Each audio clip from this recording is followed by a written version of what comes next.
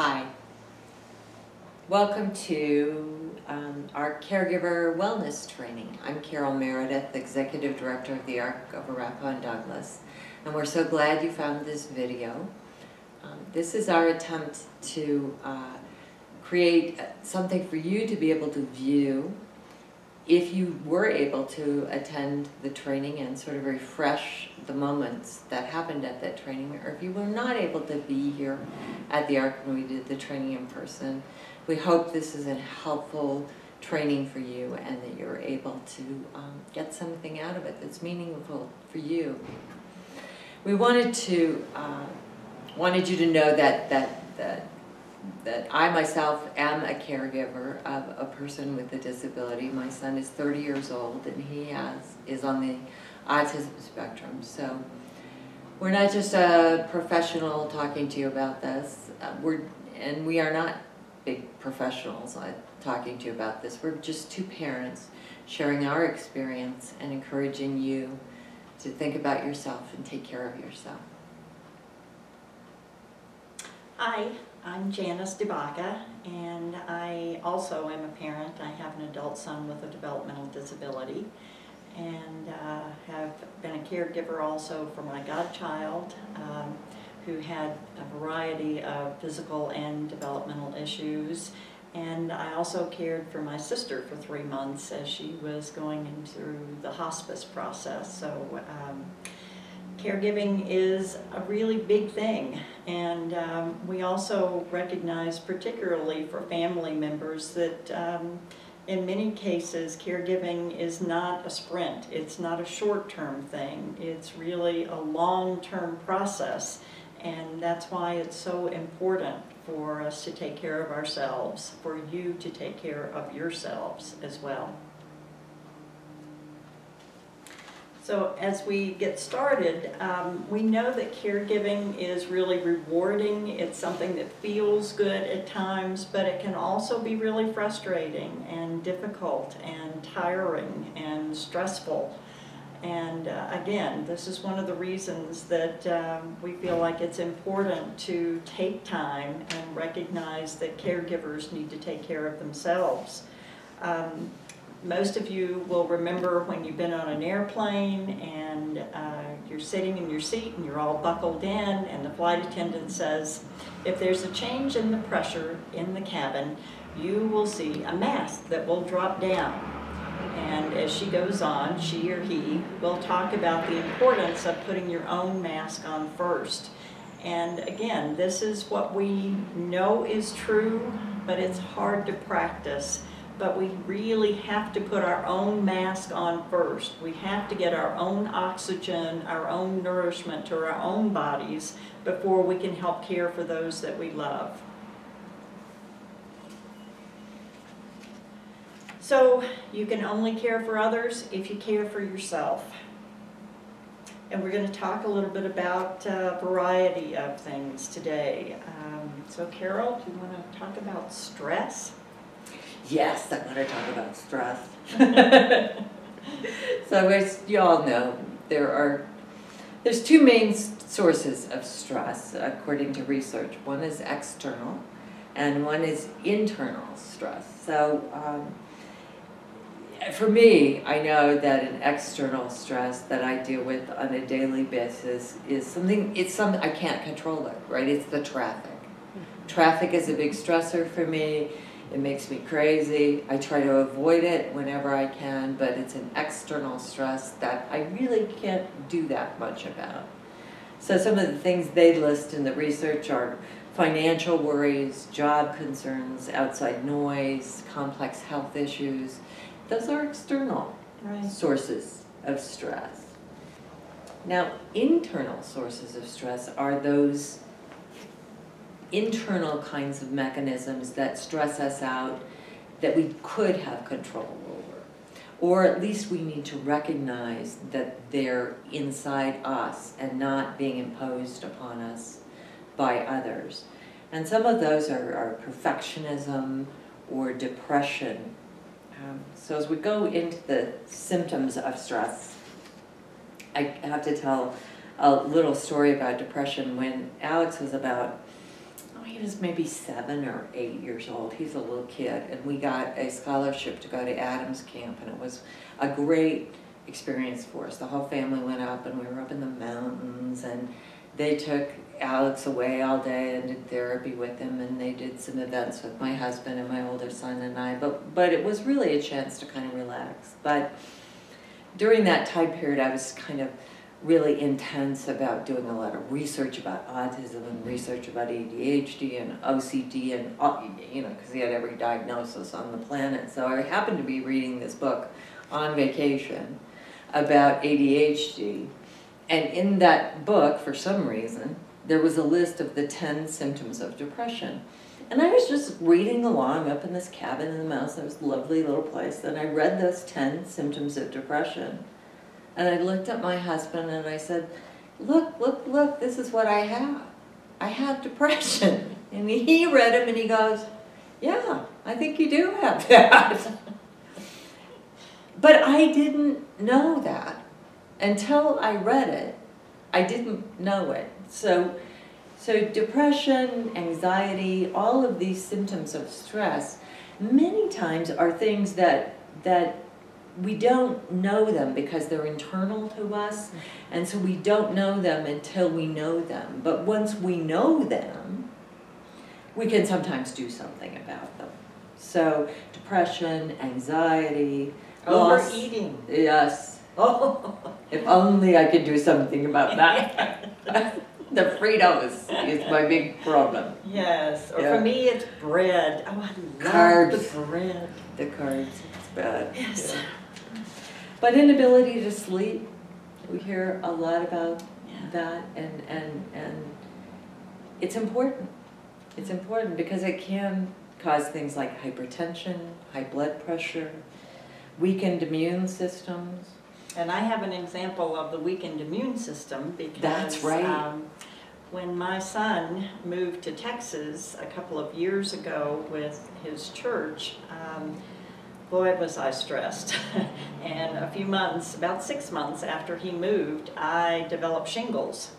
So talk about having an immune system thing going on. And of course the shingles were right here and across my back, and that's my heart, you know, and this was my kiddo. That was, yes, he's an adult, but you know, when they're always basically going to be 14, they're always our kids. You know, whether they're developing normally or maybe not so easily, it's still just hard. It is. It is. It is. But it's important that we think about stress, and that's why we started off the presentation with that. In your handouts, you have a slide about how stress affects the body. And you know, you think, oh, well, maybe I'm grinding my teeth, or maybe I'm getting too many wrinkles or whatever. But stress can cause full body responses. Mm-hmm. So it's important to get a handle on it. Because like Janice said in the beginning, for many of us who have sons and daughters, or even parents who are going into the last stages of life, it is not a sprint. It is not something that's going to go for, you know, a couple of months and I can power through it and I'll be fine because it's going to end. This, I mean, for Janice and I, it's been over 30 years. And you have to, you know, you have to do the baby steps, and you have to be able to take care of yourself.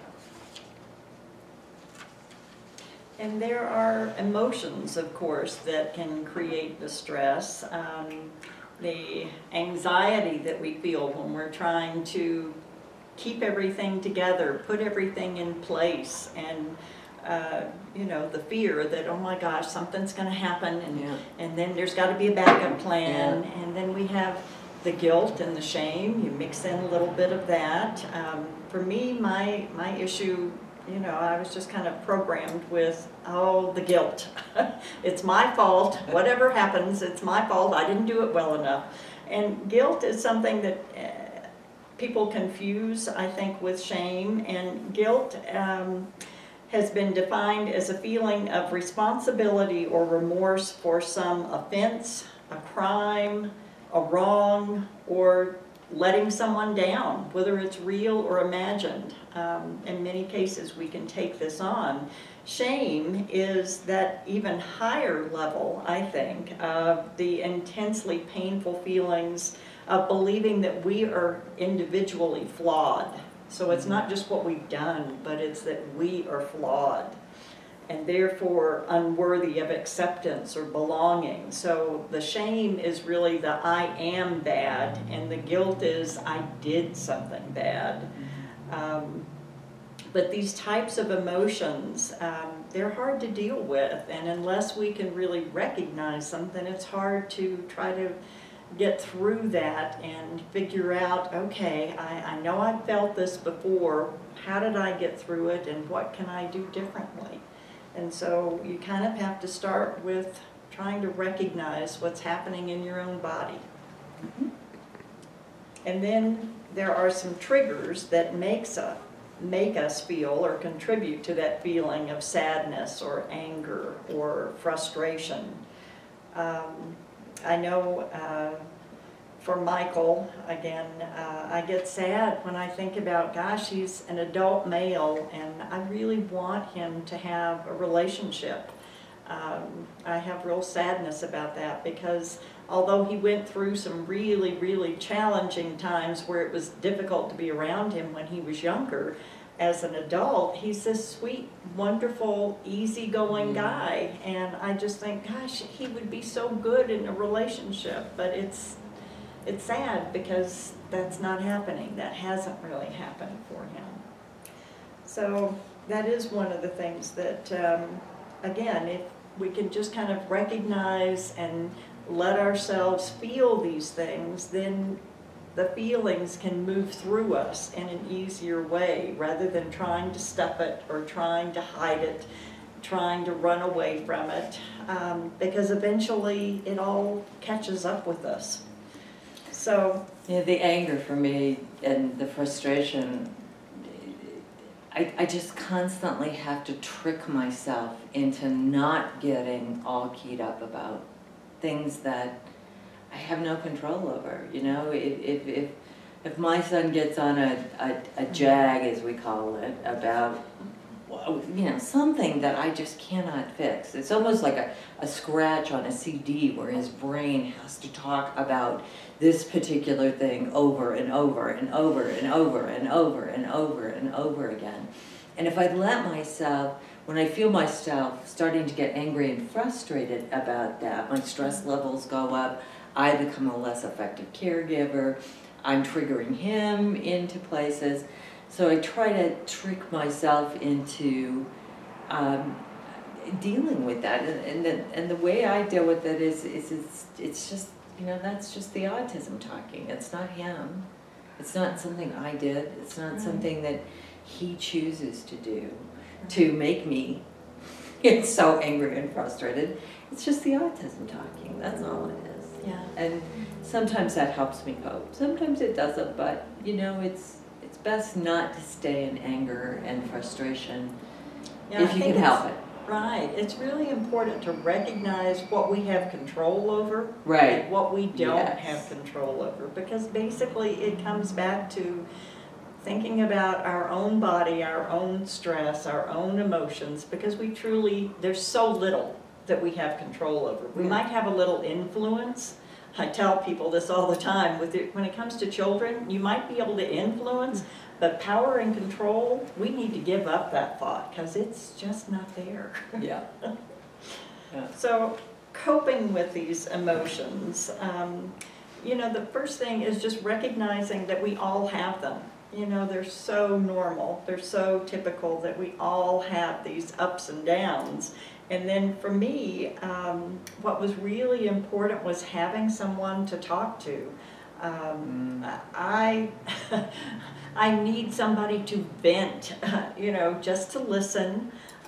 Sometimes that was a buddy, occasionally my husband, although, you know, the guys sometimes tend to try to fix things. It's a little bit harder for them sometimes to just listen. So for me, it was easier with a support group. There was a great support group when Michael was in 3rd grade that we were going through a really hard time, and we were just butting heads all the time, and I just wanted to strangle him. I was just, you know, I didn't want to be around him because we just had this war going on between us. And if it hadn't been for that support group, I just thought, oh my God, I am the worst parent in the whole world. I am just a horrible person. And thank God through the support group I was able to hear that, gosh, there's half a dozen parents here and they all express the same thing. You know, it's not just me. I'm not this horrible, horrible person. And then there was also the professional therapist that I went to. I did a lot of talking. But it got me through. It helped me to deal with, again, I'm a guilt person. It helped me to deal with and kind of shift that guilt and recognize that, you know, I'm not responsible. I'm only able to try to heal and control my own process, my own inner thoughts. And so that was really helpful. Just to know that I wasn't alone, that I wasn't rare and unusual, and to help myself be a little bit more gentle and compassionate with myself, just to be kind. And what one of my therapists, you know, would say is, just be your own best friend. You would never say the things that you have going on in your own mind to your best friend. So don't say this stuff to yourself. You know, be kind to yourself. Don't beat yourself up. Right. So one of the things that helps a lot of people is, one of the tools is journaling.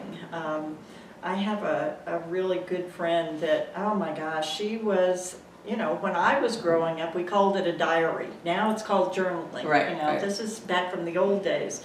But she had diaries, only she did it in notebook form, and she had a small file cabinet full of her journals. But she would go back when she was going through a hard time and just kind of look back through there, and occasionally she'd come up with, oh my gosh, I had forgotten. If I just sit and listen to some symphony music, it can just calm me down and make me feel so much better. So the journaling is good for getting out those emotions and letting them flow through, and it's a way that you don't have to process. I mean, you can just do the flow of consciousness writing. And so it really is another way of venting. If you don't have anybody you can talk to, just write it. And I know Carol's got a great story about the computer and venting that way as well. Yes.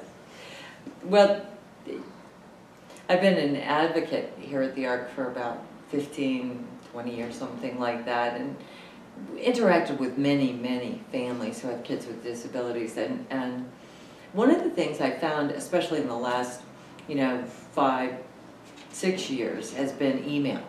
And email is a great way of communicating if you're careful about it. And a friend of mine was one of the people that had to get it out of her head before she could sleep, because she was angry about what something had happened at school, or a therapist, or what somebody said at the grocery store, or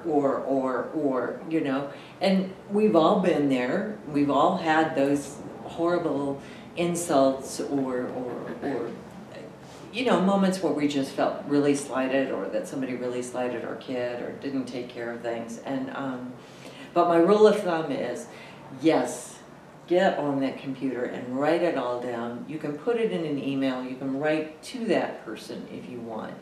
Get it all out, but don't send it. Not that night. That's the key. Right? Don't push send. I still fully advocate that people should talk about issues, but you want to come back to that the next morning after you had hopefully a good night's sleep. I know some of us are not getting good night's sleeps, but hopefully you have. And look at it again, and then you can create really good communication. But if that's what you need to get it out of your head so you can go to bed and sleep, write it down. So next we're going to talk about physical self-care. And I think we've heard a lot more about this in the last few years than we did early on in our lives. But it's so important that your physical health is just as important as your mental health care. And we do know that caregivers are at much higher risk for long-term illnesses, like we talked about, the hypertension, the high blood pressure, diabetes, heart disease. It's real, and some of this stuff is very, very serious. Autoimmune disorders, I mean, like hopefully the shingles that Janice had, they'll come and go, and hopefully they go and don't come back. Right. But some of these autoimmune disorders lock in, like rheumatoid arthritis, diabetes, and so you want to avoid those if you possibly can. But we know how hard it is to think about yourself, because you got a really complicated situation going on with this individual. You've got more than you can do just to take care of them, much less take care of yourself. So what we suggest is to just make a few small changes. Right. Anybody can do that. We can all do that. We can just think of one little change that we can make in our own lives that's just for us, to make ourselves better, healthier, whatever. One of those things is nutrition. You know, eating a balanced diet. I remember most of the time I ate faster than the family dog ate, because I was so worried about getting, you know, I was just cramming food in my mouth because I had to go on and do the next thing. Not a good thing to do, and you know, after a bag of potato chips, it's really a sad state of affairs. But it's really, it doesn't take that much more time to eat a balanced diet, eat it well, crank in some fruits and vegetables, limit the caffeine, the alcohol consumption. And water. Water is so especially in this important. climate. Yeah, drinking the water. Yeah, Colorado's a dry state, that's for darn sure. Exercise. I thought this was interesting. So according to the CDC, the average adult needs 2.5 hours of moderate cardio exercise a week. That seems like a lot, right? 2.5 hours. It sounds like a lot to me. It does, but if you think about it in segments of 15 minutes. Right, well that's just it. We're not suggesting that you jump right into, okay, No. tomorrow, 2.5 hours. No, okay, no. That's a week, each week. Right. So even if you take the stairs at work, or if you're at the hospital all day, you're taking the stairs at the hospital a couple of times, doing a run around the school before you pick up your child, any of that stuff, just to get in some cardio for you, Yeah. can really make a difference. But it's important that you find something you enjoy. Absolutely. That was the key for me.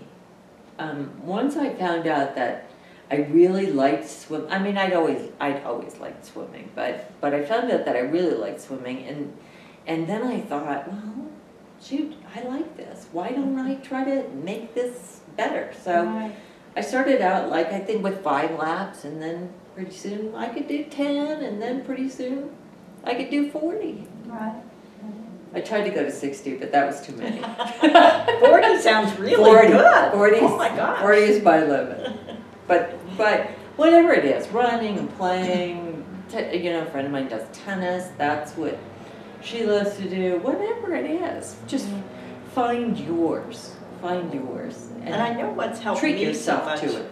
because I'm such a couch potato, is finding somebody to exercise with. Yeah, you like Making that commitment so that I have accountability, and I'm not just saying, okay, Janice, get up, get up, get up and move, get up and move. It's that I know I have a responsibility. I've made a commitment to a friend or to my husband that we're going to do this, and that really makes a difference for me. When we did these live sessions, one of the families talked about how they have a family tradition that every day, even in the snow and stuff, Oh, yeah. they walk. The whole family goes for a walk after dinner. Right, right, That's what they do. right. I thought that was really neat. Oh, I think so too. Yeah. Yeah, very healthy. So anything that can make it fun. Sleep. I tell you, I think it's the bane of my existence as an advocate. I meet more families, more parents who do not sleep more than a couple of hours uninterrupted a night. And I get it. I know it's hard. I know your kids are complicated. I know there's a lot going on and you got to keep them safe, but you got to figure this out. It's so critical. Because you know, like maybe you've had a child in the NICU or something and you couldn't sleep for a long time. Right. But then they got better and you got them home, and then you're still on that alert system of, oh no, I can't sleep, I have to stay awake, I have to stay awake, I have to stay awake. Or, you know, when my son, when he was little, I mean, he was up all night and he'd climb up on things and do all these dangerous things, and getting back into a routine of sleeping is critical, and it deserves your attention. It really does. Yeah, so that's, I think, one of the critical things that it just wears down all your resistance, all of your ability to come back, to bounce back, is if you can't get that rest. And that is another one of the things that really affects your immune system. Yeah. So some of that, you know, I'm sure you've all heard this, if you can go to bed around the same time each night, make it a routine, you know. And oh, we got the best drapes in our bedroom, like from Walmart. I think they were $15. They're not pretty, but I'm telling you, they are dark. After you said that, I went to JCPenney and I bought some for our bedroom, and I love them. Aren't they great? Yes, and as you said, not expensive, but the light is just blotted out. It's totally good. Yeah. And it really does help you sleep when it's completely dark like that. Yeah. And you know, in this day and age, we just gotta watch the iPhones and the electronics and the computers and the TVs and because they're starting, the research is really starting to come up that I think they think it's the light in your eyeball or something that it makes it so it's hard to sleep. So please, sleep, get sleep. Okay, setting daily goals. I intimated a little bit about this earlier. We don't want you to completely change your life around tomorrow so that you're going to feel guilty and like you failed and everything is bad and everything is awful, because we know that doesn't work. No. It just doesn't. But a few small changes, just a few, can really make a huge difference in your overall health. So setting those daily, weekly, monthly goals, you know, like, you know, whatever it is. Like, I'm not going to have any fried food for 3 days. We could probably all do that. Or I'm only going to have dessert on the weekend. That's one of the things Is that I'm what you trying do? to do. That's a good idea. Because I'm a sugarholic, so if I can hold off and say, okay, on the weekend, I can have a dessert. That's good. That's good. Instead of doing it every day after every meal. So we just encourage you to monitor your progress and try to stay motivated. Over the years, I've developed the 3 things rule, and it really works for me, and it's worked for a lot of other families, because there's so many things you have to do, you know, like I have to exercise more, and I have to, you know, change my diet, and I have to drink more water, and I have to stop drinking coffee, and I have to, you know, whatever, there's thousands of things. But if you go with 3 things, 3 things, and then you can, like, succeed and check those off your list. Right, you gotta build in that success, so don't make it something like you're climbing a 14er and you've never climbed a small hill. You know, we're asking for small steps, and that way our expectations are reasonable and we can really celebrate them when we have that success. That's right. So one of the things that we feel like is just so important for caregivers is something called respite. And some of you may be really familiar with that term. For some people, it may be something that's not so familiar. But what it means is just the ability to take a break. It's important for the caregiver. It's important for the person that you're taking care of because it improves your ability to be compassionate, to be patient, to be able to listen, to be able to give, and give in a way that's really genuine. When you're rested, when you're able to just take a breath and be able to have that break, you come back with such a better attitude. Mm-hmm. You know, I know when I can go out and spend 2 hours at a movie theater where I just go to another place, and then I can come back and it's like, okay, I'm doing better. I've got my mojo going, and Yep. yeah, I can come back and do a better job. But just to give you a little bit of information about the need for respite, something that I think is really surprising. In 2013, there was a Pew Research study that says that 4 in 10 adults in the U.S. are caring for an adult or a child with a significant health issue. That's huge. That's such a big part of our population. And that a lot of those people, the majority actually, are from a demographic group of adults that are ages 30 to 60. And so these people are typically in the workforce, Right. and there's a lot of responsibility there on top of doing that caregiving. In Colorado, we have a statistic that there are at least 843,000 caregivers. That's a lot of people. Mhm. So we're not alone in this. Right. The Colorado Department of Public Health and Environment says that 17% of children have some type of special health care need. So again, this is a lot of people, and it's a really expensive thing for employers.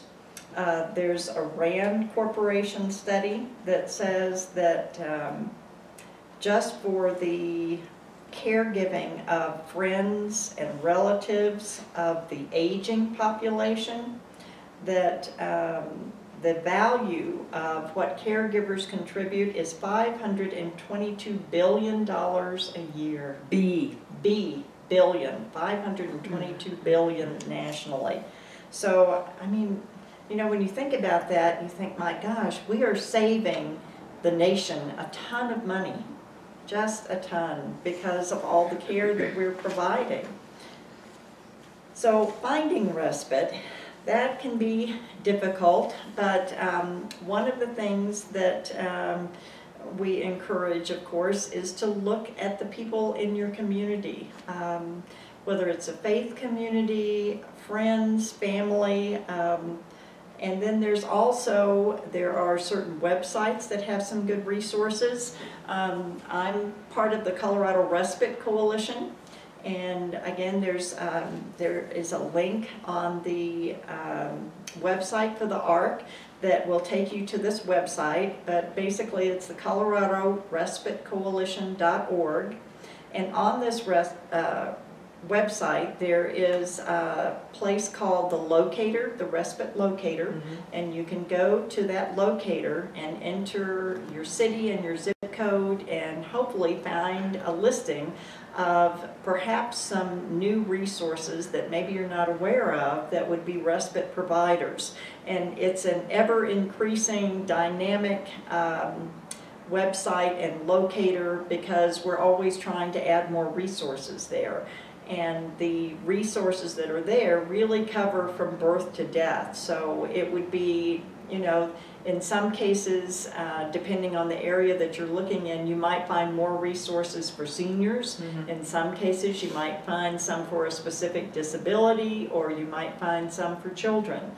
So it's meant to be just a starting point. It's not going to be everything that you want to know about a respite provider, but it's a starting point to be able to look for some different options. So one of the other things that, or one of the other websites that might be helpful is something called care.com, and I know I've seen some advertisements on TV about this, and care.com has a list of caregivers in the metro area that you can contact, and they do have some profiles of the caregivers, and it can be a little bit expensive, but you know, it's worth giving it a try. Just to take a look at. And the other thing is really building your network, talking to people, whether it's school professionals and paras, other families, you know, just asking people, gosh, you know, our kids are about the same age. Do you get to take a break? How do you do that? Do you have a family member, or, you know, I think Parent to Parent is one of the great resources for trying to find respite, trying to get information about different situations or disabilities, and I'm giving a plug here to Parent, but it's a listserv, and you can just Google it. And again, you've got this wealth of information from the parents throughout the state that you can enter a question there, and you never know what's going to come up. So that could be helpful as well. One of the other issues around respite is funding, and of course that can be really difficult.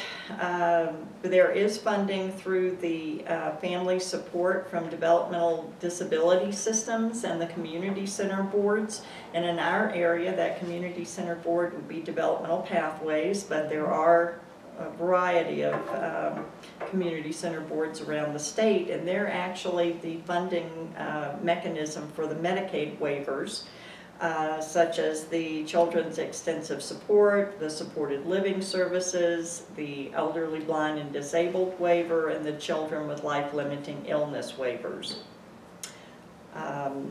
There's also, you know, sometimes it's hard, I think, for us to reach out. But by doing that, it keeps us from being so isolated, and sometimes faith communities can be a really good support system.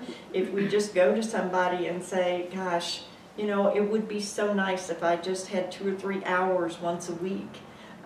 You know, in a lot of cases, churches may have a group of people that say, I'm willing to help. So whether it's doing a couple of hours of housekeeping or helping with yard work, or maybe sitting with somebody with a disability so that a family member could have a respite break. That might be something that a faith-based community would be willing to do if they're just aware that there's that kind of need. Easter Seals is one of our big partners with the Respite Coalition, and if you go to their website, Easter Seals Colorado, they have a program called the Discovery Clubs, and that is programmed throughout the school year at 5 different locations around the metro area that provides a 6-hour window of respite for families, and the kids just love it. They have a ball there. They do games and crafts, and they put on plays, and they do all kinds of really fun things. And it's a very inexpensive way to get that 6-hour break on a Saturday. And I know we've got families that they go to a Discovery Club. They may start out in Highlands Ranch or Aurora, and then they say, gosh, my kids are having fun and I get to have a break.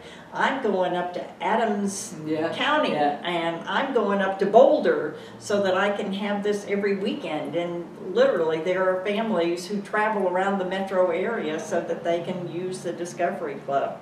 And then of course Easter Seals has wonderful camps during the summertime at their camp in Empire. And speaking of camps, and speaking of developmental pathways, just short time ago, one of the things that Developmental Pathways and the Tri-County Health Department, which I work for, and a couple of other community partners put together a summer camp guide.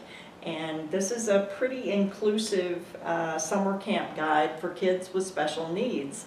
Again, it's a great time and opportunity for kids to have fun. There are several of the camps that have scholarships, and the earlier you apply for those scholarships, of course, the chances are that you're going to actually get one. Some are partial scholarships, some are full scholarships, but we hope that families will at least think about this as an option. So the guide is divided up into day programs and then the overnight programs as well. But we hope that you'll take a look, and you know, that will be another opportunity for respite for you and for the kids to have fun. And we have that link on our website too. Right, Yeah. right. Yeah. So we have that available. And let's see, then Miss Carol's going to talk about planning. Planning ahead, planning ahead. So I know all of you already are planning ahead because you've got very complicated lives and a lot of stuff going on. But the idea of this is to plan ahead for yourself, right? And making a to-do list for yourself, and hopefully making your life a little easier. So in the handouts, you'll find some listing of some apps that have recently come out that can help you do your caregiving in a way that is technology friendly and maybe will make it easier for you to keep track of you know, meds or a variety of things, just to keep yourself more organized.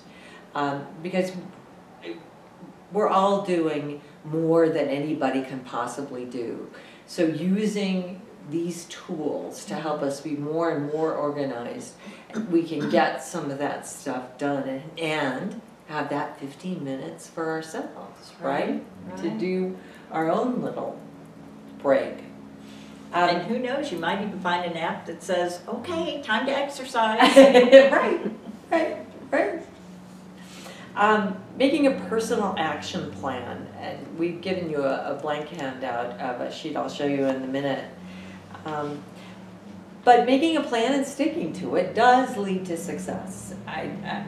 Sometimes our kids, I know my son has always been very disorganizing for me, because you just never knew what was going to happen next, and you had to be able to react so quickly, and you had to be able to jump to one thing before you jump to another thing. But when you have those moments of clarity that you can get something done, if you have a personal action plan, it'll help you, remind you of things that you can get checked off your list quickly. It's kind of a different version of it, the to-do list. It is, it is.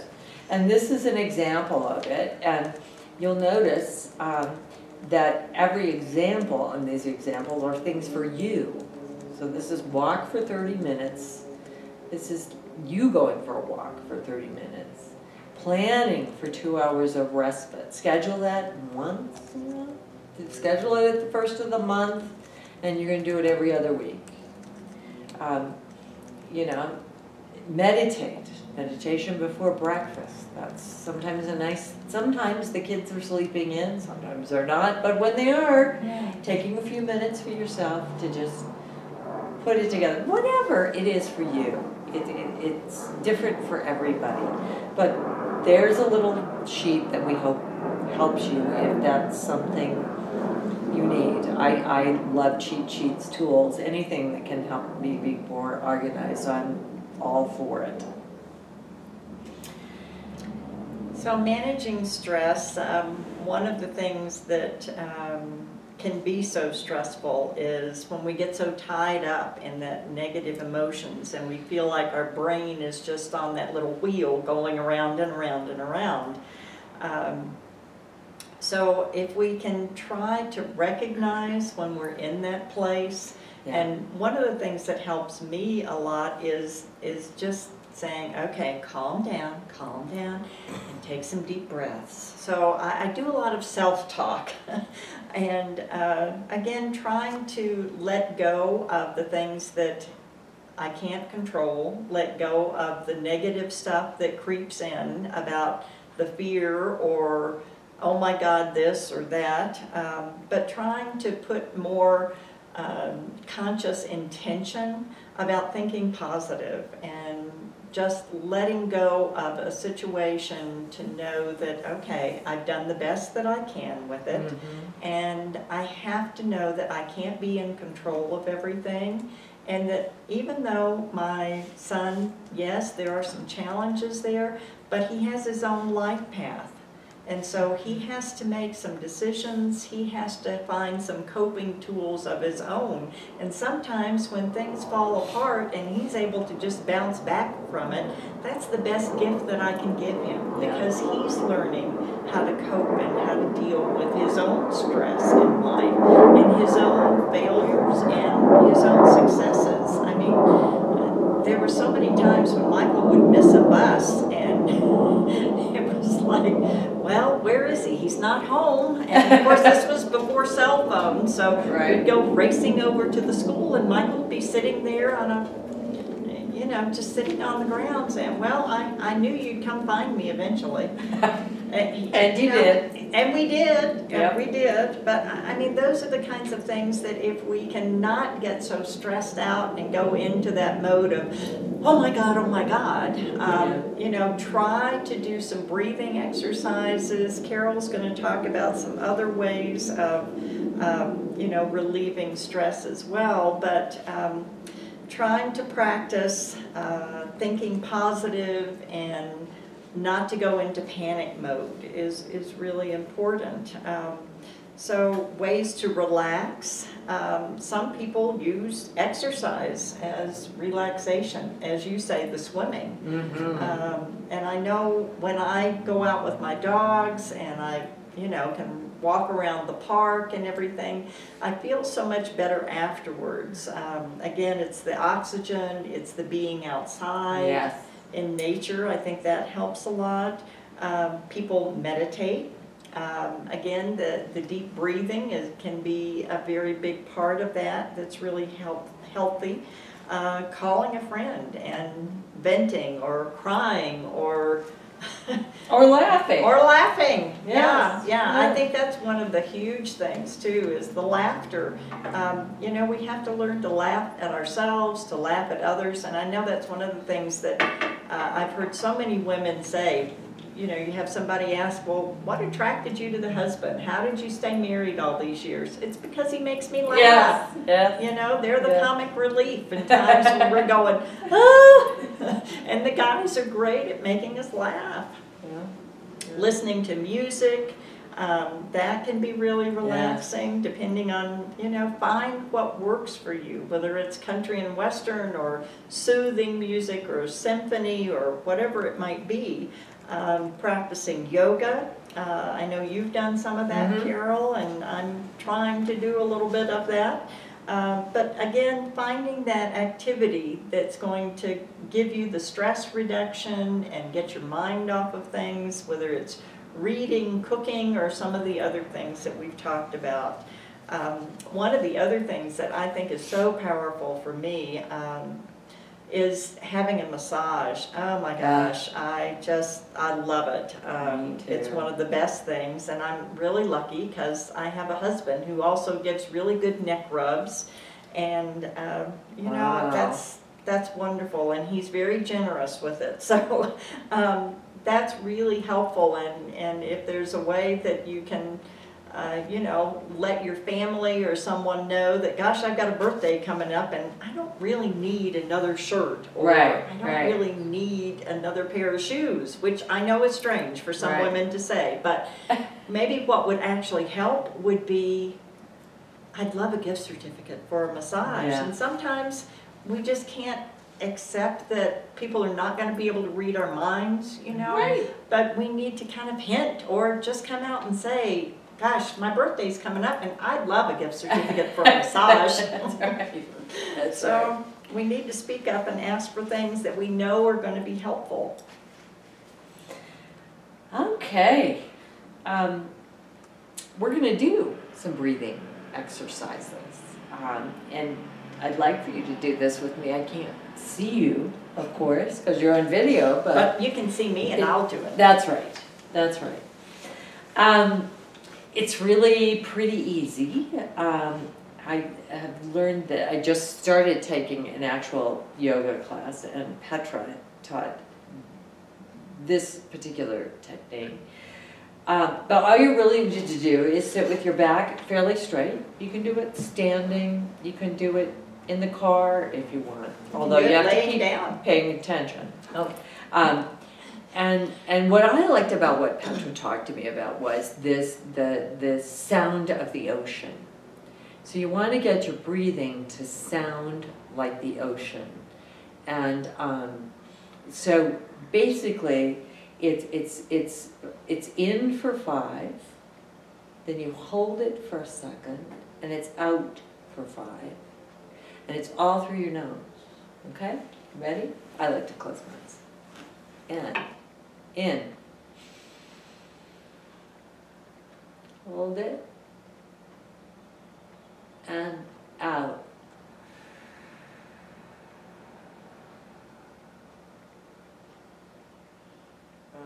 In.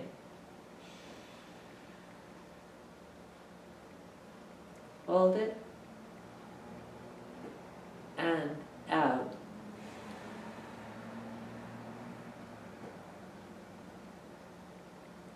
And in.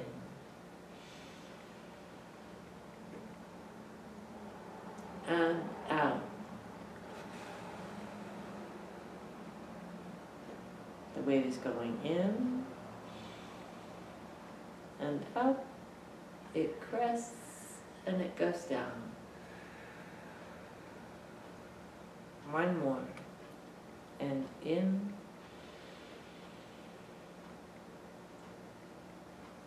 And out.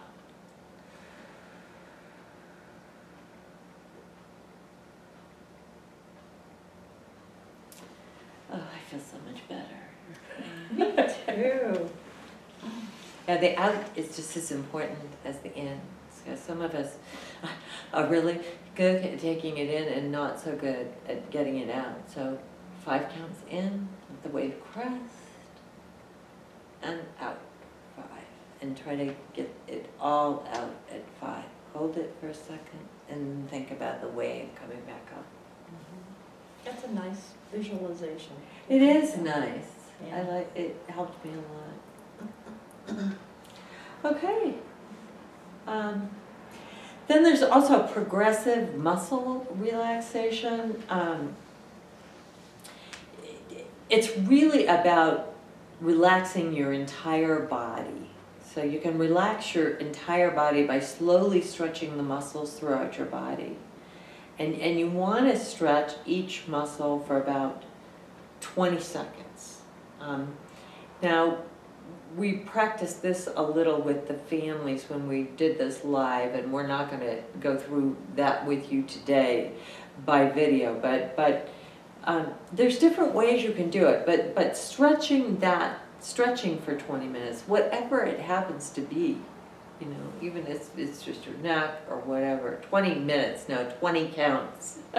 20 seconds is what I meant to say. 20 minutes is way too long to Stretch stretch. each muscle 20 seconds. 20 Yeah, seconds. right. And then let it go. And it's amazing how it can really relax you. One of the other things that I think it does is helps you to kind of get in touch with your body. Yeah. Some people are really good at that, and I'm not.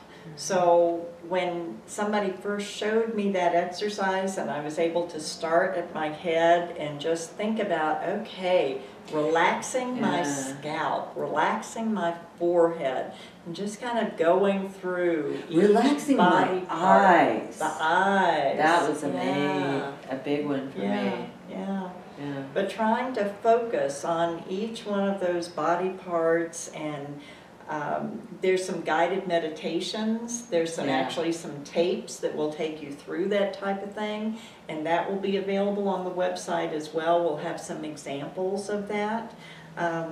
But again, it's one of those things that if we can figure out where we're carrying a lot of tension and stress, that can be a way to help us to relieve it and really let go.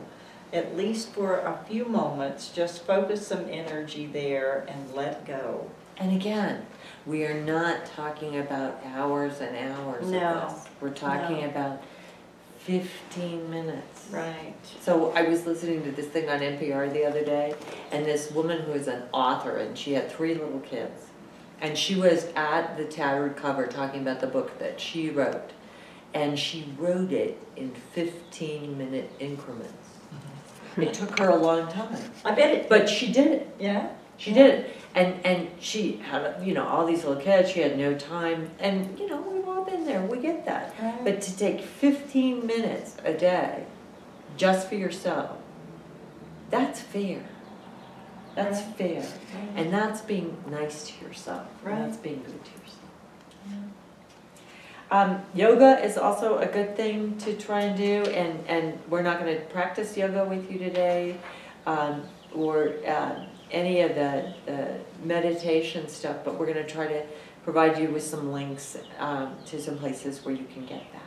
And one of the things you can do too, there are bookstores that have used books. Sometimes they have used tapes as well, and I was able to find just a little CD that was used that had great relaxation music. So sometimes, I mean, it can cost, I paid $1.50 for a little CD. Arc Thrift Stores Arc is Thrift. a really good place Absolutely. to go. They help Arc fund our Thrift. organization. So That's right. we Arc highly Thrift is a recommend great place to Yeah. look. Yeah. So again, it's not an expensive thing. A lot of people can download music on their iPhones. Yeah. So there's a variety of ways to, you know, find out what works for you and then use it. Well, and if some of you have some cable TV, I know that Right. Comcast has lots of different yoga channels and place things that you can sometimes you can on demand them and those kinds of things, right. where when you get that 15 minutes, you know, pop it in there and go, okay, now's my time, me time, I'm going to do it. Absolutely. So thank you for joining us. We really appreciate the time that you've given to listen to this, and we Yes. hope that it's been helpful. We recognize that you're doing a great job, and we hope that you Yes. know that you're doing a really good job, and that you'll take care of yourself, be good to yourself, so that the world can be able to embrace you and appreciate the gift that you are. Yes.